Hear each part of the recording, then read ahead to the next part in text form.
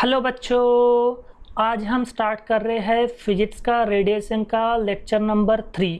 ठीक है बच्चों, बेसिकली सबसे पहला टॉपिक जो हम यहाँ पर पढ़ रहे हैं आपके स्क्रीन के सामने दिखाई दे रहा है, कौन सा?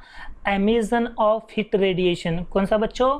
एमिशन ऑफ हीट रेडिएशन के अंदर सबसे पहला टॉपिक आएगा emissive power of the body. ठीक है, कौन सा? Emissive power of the body, जिसे हम कैपिटल आर से डिनोट करते हैं बच्चों। ठीक है, emissive power of the body जिसे हम कैपिटल आर से रिप्रेजेंट करते। ठीक है बच्चों, क्वेश्चन कैसा आएगा पेपर में, चलो अपन डिस्कस कर लेते हैं। क्या बोला है क्वेश्चन? बोला है define emissive power of the body, state it's SI unit and it's dimension. मतलब एमिसिव पावर जो बॉडी, मतलब बॉडी की जो एमिसिव पावर होती है, बॉडी की एमिसिव पावर जो होती है उसे आपको डिफाइन करना है, साथ में उसकी जो स्टैंडर्ड यूनिट होती है वो आपको बताना है, और उसका डायमेंशन क्या होता है वो आपको बताना है बच्चों। ठीक है, तो स्टार्ट करते हैं बिना टाइम को वेस्ट किए। Emissive power of the body की डेफिनेशन क्या बोल रही है? Definition, the quantity of heat radiate per unit area per unit time is called as emissive power of the body। Simple है, देखो क्या बोला है बच्चों, देखो the quantity of heat radiated। ठीक है, अब ये जो यहाँ पर जो एक वर्ड लिखा हुआ है, कौन सा? क्वांटिटी। क्वांटिटी मतलब होता है बच्चों amount. Quantity of heat radiate, heat radiated. तो ये जो क्वांटिटी ऑफ हीट रेडिएट को हम डिनोट करते हैं बच्चों कैपिटल क्यू से। किससे डिनोट करते हैं? कैपिटल क्यू से। ओके, और यहाँ पर जो एरिया है बच्चों, एरिया, तो इस एरिया को अपन ए से दिखाएंगे बच्चों। ठीक है ना, और जो टाइम है ना बच्चों, इस टाइम को अपन कैपिटल टी से दिखाएंगे। ठीक है, तो यहाँ पर तीन चीज़ें आ गई यहाँ पर। एक तो कैपिटल क्यू जिसे हम क्वांटिटी ऑफ हीट रेडिएट बोल रहे हैं। क्या बोल रहे हैं बच्चों? Quantity of heat radiated. ठीक है ना, और ए का मतलब यहाँ पर जो अपन बोल रहे हैं वो क्या बच्चों? एरिया, और टी का मतलब यहाँ पर क्या बोल रहे हैं अपन? टाइम। ठीक है, और यहाँ पर जो हमने बोले आर, तो ये आर का मतलब क्या होता है बच्चों? Emissive power of the body. ठीक है ना, एमिसिव पावर ऑफ बॉडी। ठीक है, अब मुझे बताओ यहाँ पर, तो ये जो emissive power of the body जो होता है वो आर होता है। ठीक है, इसको अगर मैं Q upon A into T कर दूँ, ठीक है, और इसको अगर मुझे डिफाइन करना है इस फार्मूले के बेसिस पे, अगर मुझे क्या करना है? डिफाइन करना है, तो मैं किस तरह से करूँगा ज़रा बताइए? मैं इस तरह से करूँगा बच्चों, देखो Q, तो इस Q का मतलब क्या होता है? Quantity of heat radiate. क्या बोलते हैं? Quantity of heat radiate, okay, पर यूनिट एरिया पर यूनिट टाइम। क्या बोलेंगे? Quantity of heat radiate per unit area and per unit time. इसी को अपन बोलते हैं बच्चों emissive power of the body. Simple है, ठीक है ना, इट इज गिवन बाय। तो ये जो emissive power of the body का फॉर्मूला क्या होता है? R equals to Q upon A into T. मतलब the quantity of heat radiate per unit area and per unit time, where Q is the heat, A is the area, T मतलब time होता है बच्चों। तो ये simple सी definition थी किसकी? Emissive power of the body की। सिंपल है यहाँ पर। ठीक है, बात करें इसकी एसआई यूनिट की, तो इसकी एसआई यूनिट क्या होती है बच्चों? जूल पर मीटर स्क्वायर सेकेंड। क्या होती है? जूल पर मीटर स्क्वायर सेकेंड। ठीक है, अब इसकी यूनिट जो है ये ऐसे क्यू आई। देखो एमिसिव पावर का फॉर्मूला क्या होता है? Q upon A into T होता है। अब ये जो हीट की जो यूनिट होती है वो होती है बच्चों जूल। क्या होती है? जूल। और जो एरिया की जो यूनिट होती है ये होती है मीटर स्क्वायर, और टाइम की जो यूनिट होती है वो होती है बच्चों सेकंड।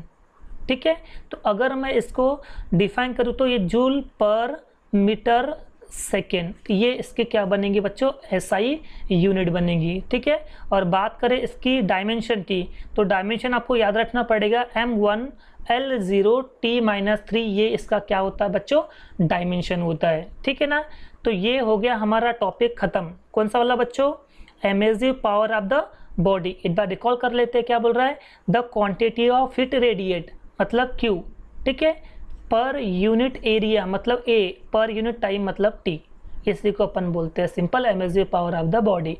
और emissive power of the body को डिनोट करते हैं कैपिटल आर से, और कैपिटल आर का फार्मूला होता है Q upon A into T, जहाँ पर Q का मतलब हीट, A का मतलब एरिया, T का मतलब टाइम, और इसकी SI यूनिट क्या होती है, जूल पर मीटर स्क्वायर सेकेंड, या फिर होती है बेटा W divide by M square भी होती है, ये भी थोड़ा सा याद रख लेना, ठीक है ना। और डायमेंशन की बात करें तो M1L0T-3, this is the dimension of emissive power of the body, ठीक है। तो यहाँ पर ये हमारा पहला टॉपिक खत्म होता है और यहाँ पर हमारा दूसरा टॉपिक चालू होता है, ठीक है। दूसरा टॉपिक जो है बच्चों वो क्या है, व्हेन डिस्प्लेसमेंट लॉ। कौन था बच्चों, व्हेन डिस्प्लेसमेंट लॉ, ठीक है ना। क्वेश्चन कैसा पूछा जाएगा पेपर में, state when displacement law and explain it, या फिर state and explain when displacement law, ठीक है। चलिए बता देते हैं, 2 मार्क के लिए पेपर में आता है कि व्हेन डिस्प्लेसमेंट लॉ क्या होता है। तो सबसे पहले हम इसका स्टेटमेंट देख लेते हैं, ठीक है। ओके, क्या बोल रहा है, the wavelength for which emissive power of a blade body is maximum, ठीक है ना। मतलब ऐसी वेवलेंथ किसके लिए, जो एमिसिव पावर होता है ब्लेड बॉडी की, मतलब जो ब्लेड बॉडी की एमिसिव पावर की जो लेंथ होती है वो क्या कैसे रहनी चाहिए बच्चों, मैक्सिमम रहना चाहिए, मैक्सिमम, ठीक है। जो वेवलेंथ रहनी चाहिए वो कैसे रहनी चाहिए, मैक्सिमम। तो ये हो गई लैम्बडा, और लैम्बडा को अपन बोलते हैं बच्चों वेवलेंथ, ठीक है ना। और हमें कैसे चाहिए ये मैक्सिमम, ठीक है ना। और ये बोलता है lambda max is inversely proportional to the absolute temperature of the blood body. तो absolute temperature of the blood body को अपन कैपिटल T से यहाँ पर हम डिनोट करेंगे। तो फार्मूला क्या निकल के आ गया बच्चों, alpha max is inversely proportional to the absolute temperature of the blood body. Simple है। और एज वी नो दैट, जैसा कि हमें पता है, क्या पता है बच्चों, कि जब भी ये साइन हटता है, मतलब प्रोपोर्शनल साइन हटता है, कोई ना कोई कांस्टेंट आता है, और कांस्टेंट आएगा यहाँ पर बेटा T, क्या आएगा T।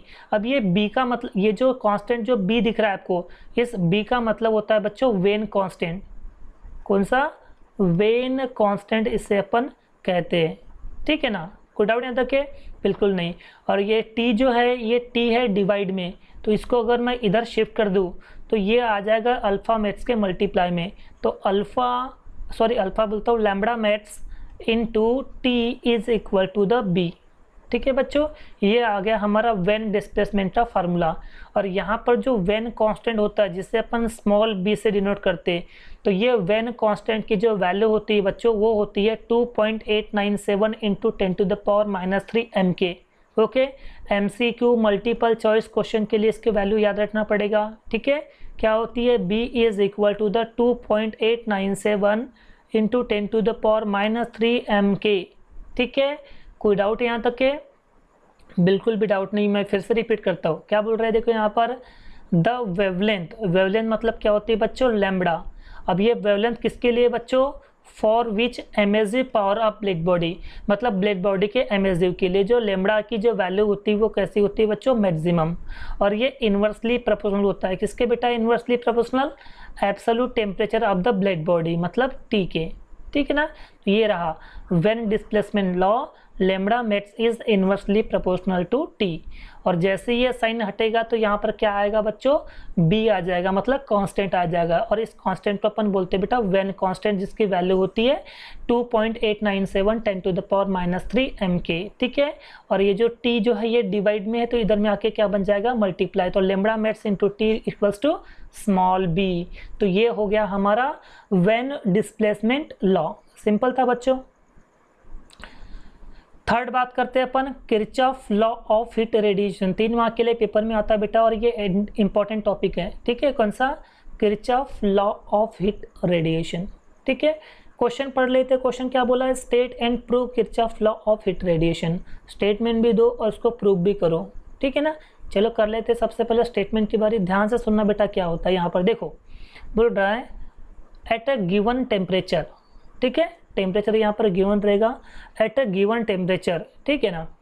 The ratio of emissive power to coefficient of absorption of body, ठीक है। मतलब रेशियो ऑफ किसका रेशियो भाई, emissive power to the coefficient of absorption of body. तो coefficient of absorption of body को अपन आरबी से डिनोट करते हैं बेटा। तो ये एक रेशियो हो गया आर अपॉन आरबी, मतलब emissive power to the coefficient of emissive power, coefficient of absorption of body, ठीक है। और ये दोनों का मतलब होता है बेटा ए, मतलब A is equal to the R upon R B, is equal to the, और ये इक्वल होता है किसके बच्चों, emissive power of the perfectly black body. और emissive power of black body को अपन कैसे डिनोट करते हैं बेटा, स्मॉल ई से डिनोट करते हैं। और ये हमने जस्ट इसके प्रीवियस लेक्चर में ही हमने इसको कवर किए थे, ठीक है ना, लेक्चर नंबर 2 में, जहाँ पर हमने वेरी परफेक्टली ब्लेड बॉडी और कोफिशिएंट ऑफ एमिसिव पावर के बारे में हमने वहाँ पर डिस्कस किए थे। वही यहाँ पर ई है बेटा, ठीक है ना। Same temperature for all wavelength, और हर एक वेवलेंथ के लिए टेम्परेचर क्या रहेगा बच्चों, सेम रहेगा। मतलब कुल मिला के आपको यहाँ पर बोल रहा है कि जो ए जो होता है वो क्या होता है बच्चों, ई होता है। और ये अपने को यहाँ पर प्रूव भी करना बच्चों, ठीक है। स्टेटमेंट में बोला है कि ए इक्वल टू क्या होता है, ई होता है ना बच्चों। और ये अपने को कैसे आता है, हम इसको बाकायदा प्रूव भी करेंगे इसका एक्सप्लेनेशन में, ठीक है। मैं फिर से इसको रिपीट करता हूँ, क्या बोल रहा है, एट अ गिवन टेम्परेचर, ठीक है, द रेशो ऑफ, रेशो का मतलब क्या होता है बेटा, डिवाइड, किसका ratio, emissive power, emissive power मतलब होता है बच्चों आर, ठीक है, to coefficient of absorption of body.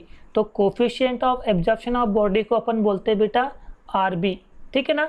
और ये जो आर अपॉन आर बी मतलब होता है बच्चों ए, ठीक है, कोफिशिएंट ऑफ एब्जॉर्प्शन बोलते हैं इसको, ठीक है ना। ये इज इक्वल टू द, मतलब ये जो रेशियो है ये इक्वल है बच्चों किसके, emissive power of perfectly black body. तो एमिसिव पावर को अपन स्मॉल ई से डिनोट करते हैं, ठीक है। और same temperature for all wavelength, और सभी वेवलेंथ के लिए टेम्परेचर क्या रहेगा बच्चों, सभी वेवलेंथ के लिए टेम्परेचर क्या रहेगा, सेम रहेगा। इसका मतलब हमें यहाँ पर प्रूव क्या करना है, ए जो होता है मतलब कोफिशिएंट ऑफ एब्जॉर्प्शन है वो इक्वल होता है कोफिशिएंट ऑफ किसके, कोफिशिएंट ऑफ एमिसिव पावर के। तो ये जो है आपको क्या करना है बच्चों, यहाँ पर प्रूव करना है, कर लेते हैं। समझा आपको स्टेटमेंट, आई थिंक आपको समझ में आ गया होगा बच्चों, इसको रिपीट करके देख लेना, चीज़ें समझ में आ जाएगी, ठीक है। अब बात करें इसका थ्योरेटिकली प्रूफ, ठीक है। तो आपको यहाँ पर कुछ चीज़ें जो है वो अज्यूम करना पड़ेगा। कौन सा, यहाँ पर अपने को 2 बॉडी लेना है बच्चों, 8 बॉडी ए और 8 बॉडी बी, ठीक है ना। बॉडी ए जो है ये ऑर्डिनरी बॉडी रहेगी, कौन सी बच्चों, ऑर्डिनरी बॉडी रहेंगी। ऑर्डिनरी बॉडी मतलब कोई भी बॉडी, ए टू जेड कोई भी बॉडी ले सकते हो ऑर्डिनरी बॉडी में। और ये जो बी जो है ना बेटा ये ब्लेड बॉडी है, कौन सी, ब्लेड बॉडी है, जरा इसका ध्यान रखना बच्चों, ठीक है। तो हम इन दोनों के हिसाब से अपन यहाँ पर अज्यूम कर रहे हैं, ठीक है। यहाँ पर जो आर है बच्चों आर, तो इस आर को बोलते हैं एमिसिव पावर ऑफ बॉडी ए, मतलब इस बॉडी ए के लिए जो एमिसिव पावर को हम कैपिटल आर से डिनोट करेंगे बच्चों, ठीक है। एमिसिव पावर ऑफ बॉडी ए, मतलब ये जो बॉडी ए है और ये जो बॉडी बी है, 2 बॉडी है यहाँ पर। तो बॉडी ए के लिए जो आर की वैल्यू रहेंगी उससे अपन बोलेंगे बच्चों एमिसिव पावर, क्या बोलेंगे, emissive power. Emissive power of body A को हम कैपिटल आर से डिनोट करेंगे, ठीक है। और दूसरा emissive power of black body, ठीक है।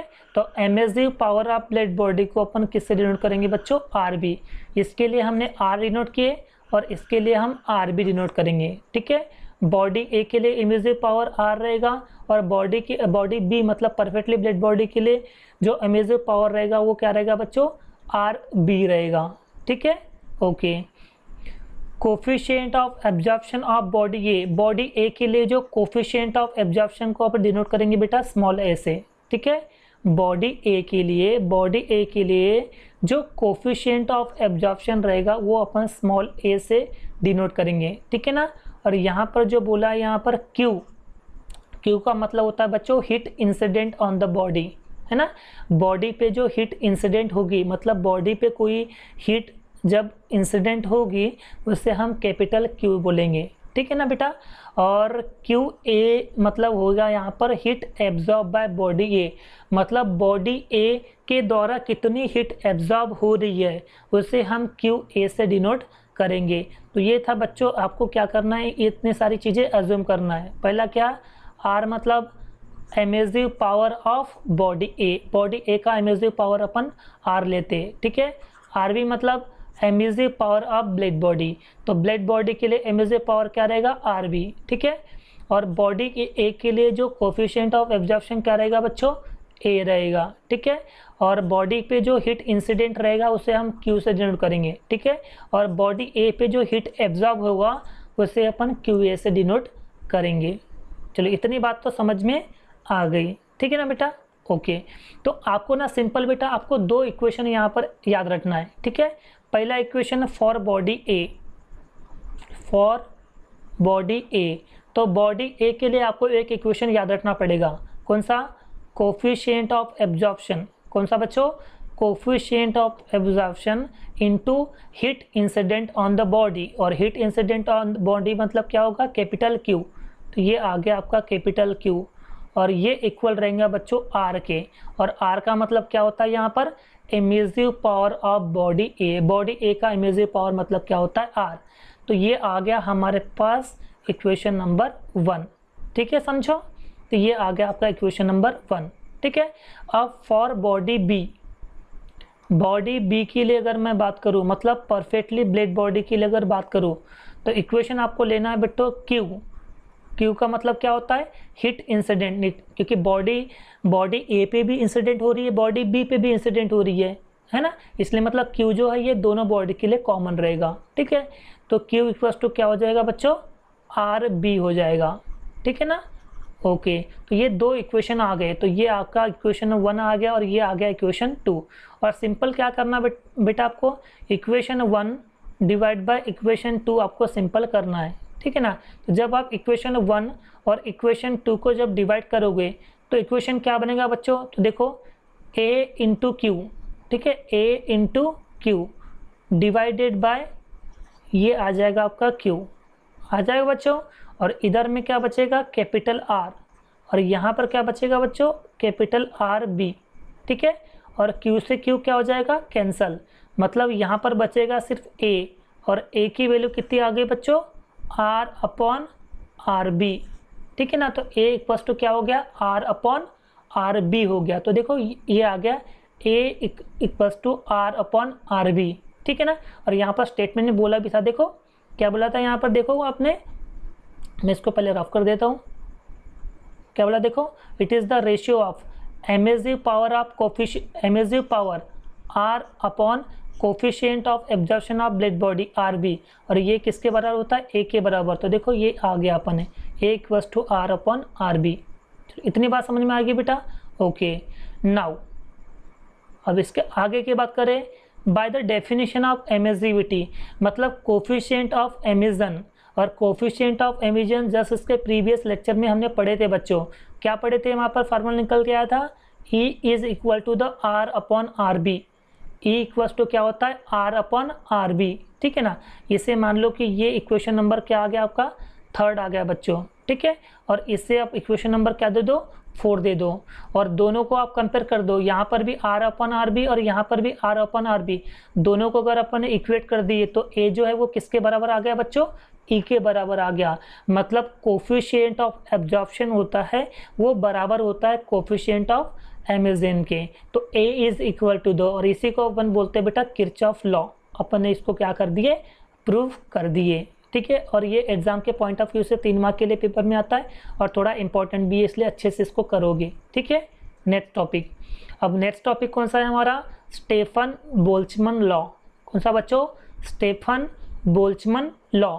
ये जो टॉपिक है ना बच्चों, ये थोड़ा सा टिपिकल जाता है, तो इसको थोड़ा सा अच्छे से केयरफुली सुनना बच्चों, ठीक है। थोड़ा सा हार्ड है, ज़्यादा भी हार्ड नहीं बोल सकते अपन, लेकिन थोड़ा सा, और ये एग्जाम के पॉइंट ऑफ से थोड़ा इंपॉर्टेंट जरूर है, वो बहुत ज़्यादा इंपॉर्टेंट नहीं है, लेकिन इसको अच्छे से पढ़ना बहुत ज़रूरी है बच्चों। क्या बोला देखो, स्टेटमेंट देख लेते हैं अपन। तो स्टेटमेंट हम इसको 2 तरीके से दिखा सकते हैं, ठीक है। तो पहला स्टेटमेंट देखो, अकॉर्डिंग टू दिस लॉ, मतलब स्टेफन बोल्ट्जमैन लॉ के हिसाब से क्या बोलता है, the rate of emission, okay, the rate of emission of radiant energy per unit area और the power radiate per unit area of perfectly black body. ठीक है, तो ये जो रेट ऑफ एमिशन जो है, ठीक है, rate of emission of radiant energy, rate of emission of radiant energy को हम यहाँ पर कैपिटल आर ले लेते हैं। ठीक है ना, और ये जो कैपिटल आर जो है ये है बच्चों डायरेक्टली प्रोपोर्शनल। क्या है ये? डायरेक्टली प्रोपोर्शनल किसके? फोर्थ पावर किसके? Of its absolute temperature. तो इस एब्सोल्यूट टेम्परेचर का फोर्थ पावर, ये है बच्चों स्टेफन बोल्ट्जमैन लॉ का स्टेटमेंट। ठीक है, मैं रिपीट करता हूँ फिर से। ठीक है, ओके, क्या बोल रहा है देखो, the rate of emission of radiant energy per unit area.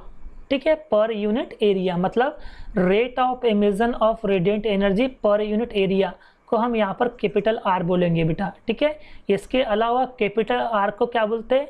The power radiate per unit area of perfectly black body. ठीक है, the power radiate per unit area of perfectly black body. चाहो तो आप ये बोलो, चाहे तो आप ये बोलो। ठीक है बेटा, ये आ गया आपका कैपिटल आर। ठीक है ना, आगे इज डायरेक्टली प्रोपोर्शनल। तो ये बच्चों डायरेक्टली प्रोपोर्शनल होता है किसके? Fourth power of its absolute temperature, मतलब एब्सोल्यूट टेम्परेचर का फोर्थ पावर के ये डायरेक्टली प्रोपोर्शनल होता है रेट ऑफ एमिशन। ठीक है, तो यहाँ पर आ गया कि जो rate of emission is directly proportional to fourth power of absolute temperature. ठीक है, और आपको पता है जब भी ये प्रोपोर्शनल साइन हटता है कोई ना कोई कांस्टेंट आता है बच्चों। तो यहाँ पर आ गया सिग्मा। क्या आ गया?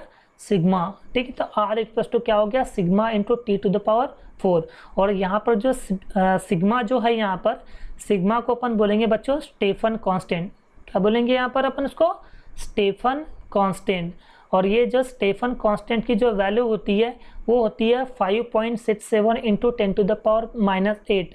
ठीक है, मल्टीपल चॉइस क्वेश्चन के लिए या फिर इसके न्यूमेरिकल के लिए आपको इसकी वैल्यू याद रखना पड़ेगा बच्चों। ठीक है, सिग्मा का जो नाम है ये क्या है? Stephen constant. स्टेफन कांस्टेंट क्यों बोला गया? क्योंकि अपना टॉपिक पढ़ रहे हैं स्टेफन बोल्ट्जमैन लॉ। ठीक है, और ये प्रोपोर्शनल साइन पे हटा है इसलिए वहाँ पर स्टेफन कांस्टेंट आया है, जिसकी वैल्यू होती है क्या? 5.67 10 टू द पावर -8 होती है बच्चों। ठीक है ना, और बात करें इसके डायमेंशन की, तो डायमेंशन क्या होता है? m1 L0 T-3 K-4।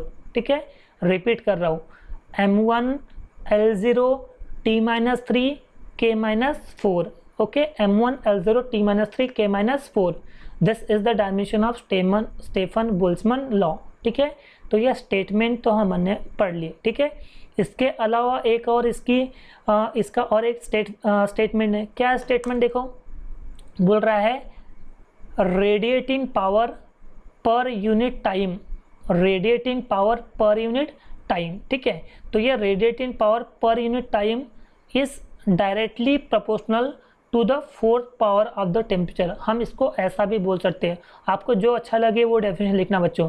ये अगर ठीक लगती है तो ये वाला लिखो, ये ठीक लगती है तो ये लिखो, दोनों सही है बच्चों। जो आपको अच्छा लगे, जो आपको इजी पड़े वो स्टेटमेंट आपको लिखना है। ठीक है, इसके अलावा इसका फॉर्मूला क्या होता है बच्चों?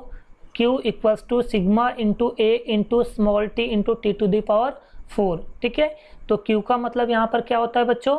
Energy radiate. Q का मतलब क्या होता है? Energy radiate. सिग्मा का मतलब तो होता है स्टेफन कांस्टेंट। ओके, A का मतलब क्या होता है? तो A का मतलब होता है बच्चों एरिया। स्मॉल t का मतलब होता है यहाँ पर टाइम, और कैपिटल T का मतलब क्या होता है यहाँ पर?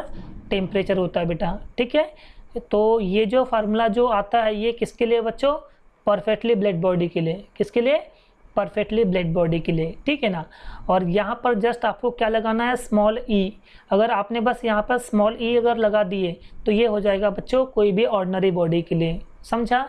तो ये था हमारा स्टेफन बोल्ट्जमैन लॉ। ठीक है, फार्मूला अगर आप न्यूमेरिकल के लिए जब ये फार्मूला लर्न करना पड़ेगा बेटा आपको, किसके लिए? न्यूमेरिकल के लिए। ठीक है ना, तो मैंने यहाँ पर पहले ही आपको फार्मूला यहाँ पर अच्छे से लिख के दे रहा हूँ। क्या है formula? Q equals to sigma A small T into T to the power 4, जहाँ पर Q का मतलब एनर्जी रेडिएट होता है, सिग्मा का मतलब होता है स्टेफन कांस्टेंट जिसकी वैल्यू होती है 5.67 10⁻⁸। ए का मतलब होता है एरिया जिसकी यूनिट होती है मीटर स्क्वायर। स्मॉल टी का मतलब होता है टाइम जिसकी यूनिट होती है सेकेंड। और कैपिटल टी का मतलब होता है टेम्परेचर जिसकी यूनिट क्या होती है केल्विन। टेम्परेचर को हमेशा केल्विन पे दिखाते हैं बेटा। Okay okay. And the last topic Prevost theory of exchange of heat. कौन सी? Prevost theory. ओके अब ये प्रीवोस्ट थ्योरी क्या बोल रहा है वो देख लो बच्चों। क्या बोलता है देखो, all body at all temperature. All body, जितनी भी बॉडी है समझो, ये यहाँ पर मैंने बहुत सारी बॉडी ले लिया, ठीक है ना। All body at all temperature, कोई भी टेम्परेचर हो सकता है, बस किसके? 0 केल्विन। 0 केल्विन, ठीक है, 0 केल्विन के ऊपर रहना चाहिए सभी का क्या टेम्परेचर, ठीक है। ये जो ऑल बॉडीज़ है, ऑल बॉडीज़ जो है यहाँ पर सारी बॉडी का टेम्परेचर जो रहेगा बेटा वो 0 केल्विन के क्या रहना चाहिए? अबोव। अबोव मतलब ऊपर, समझा? ओके तो जिस समय सारी बॉडी का टेम्परेचर जो है वो 0 केल्विन के ऊपर रहेगा तो ये रेडिएट करेगा थर्मल एनर्जी। क्या रेडिएट करेगा बेटा? थर्मल एनर्जी रेडिएट करेगा। थर्मल एनर्जी रेडिएट करेगा, ठीक है बेटा। और जिस समय थर्मल एनर्जी रेडिएट होगी, जिस समय थर्मल एनर्जी रेडिएट होगी and at the same time उसी समय absorb radiation receive from the surrounding. तो जो सराउंडिंग से जो भी रेडिएशन एब्जॉर्ब मतलब जो सराउंडिंग से जो भी रेडिएशन रिसीव होगा, सराउंडिंग से जो भी रेडिएशन रिसीव होगा, ठीक है ना, तो वो सब क्या हो जाएंगे बेटा यहाँ पर? एब्जॉर्ब हो जाएंगी। क्या हो जाएगी? एब्जॉर्ब हो जाएंगी। समझा बच्चों? तो ये था हमारा प्रीवोस्ट थ्योरी। रिपीट कर रहा हूँ बेटा, क्या बोल रहा है? All body at all temperature, सारी बॉडी के सारे टेम्परेचर किसके अबव रहते हैं?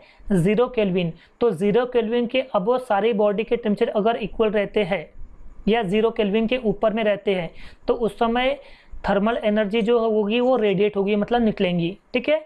और जिस समय थर्मल एनर्जी रेडिएट होगी मतलब जिस समय थर्मल एनर्जी निकलेंगी and at the same time उसी समय पे, ठीक है, वहाँ पर रेडिएशन क्या होगा? एब्जॉर्ब। तो ये जो रेडिएशन जो है ये रिसीव कहाँ से होगा?